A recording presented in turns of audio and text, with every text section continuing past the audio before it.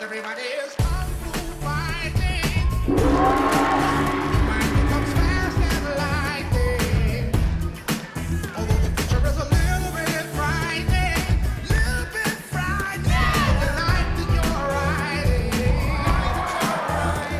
You're a diamond in the rough, a brilliant ball of clay. You can be a work of art if you just go all the way. Look out! Now what would it take to break? I believe that you can bend. Only you have fire. You got to win. Fighting, kung fu fighting. Mind becomes fast as lightning. Although the future is a little bit frightening, the life that you're riding. It's kung fu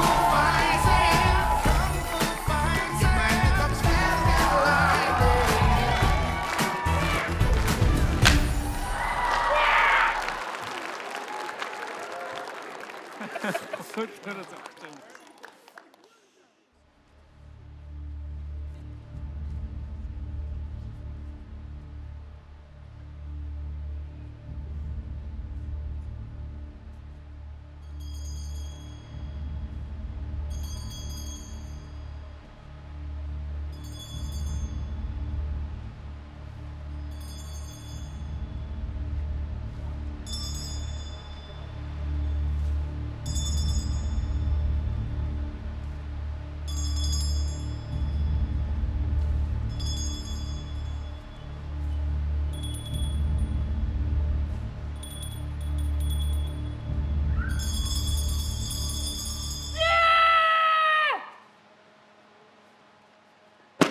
Everybody is